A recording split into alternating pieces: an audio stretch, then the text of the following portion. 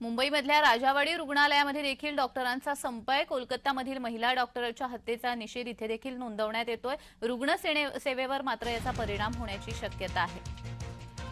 घाटकोपर इथल्या राजावाडी रुग्णालयामध्ये देखील डॉक्टरांचा संप सुरू आहे। याचा परिणाम कुठेतरी रुग्णसेवेवर होताना पाहायला मिळतोय।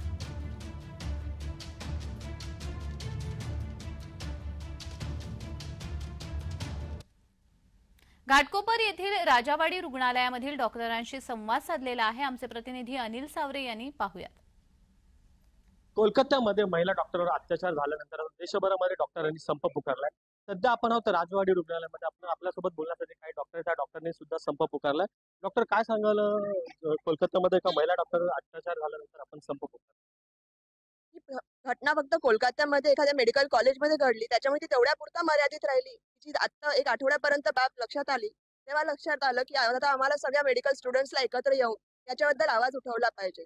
कारण लोकांनी एक सहजासहजी हे फक्त मेडिकल कॉलेज किंवा फक्त एका डॉक्टर प्रोफेशन पुरताच मर्यादित राहिलेला प्रश्न असं म्हणून दुर्लक्ष केल्याचं जेव्हा लक्षात येतं, आणि त्यामुळे त्या न्यायिक संस्थेने याच्यावरती लवकरात लवकर पावलं उचलून या पेशंटला जस्टिस दिला पाहिजे होता, ते जे दिसताना होत नाहीये। त्याच्यासाठी आज सर्व चळवळ उभी राहिलेली आणि सर्व स्टुडंट्स हे आज याच्याबद्दल निषेध व्यक्त करत आहेत।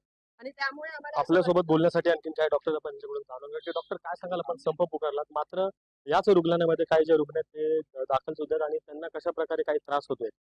नाही, सध्या जे इमर्जन्सी आमच्या इथे कॅज्युअलिटी आहे त्यासाठी पूर्ण 24 आवर्स चालू आहे।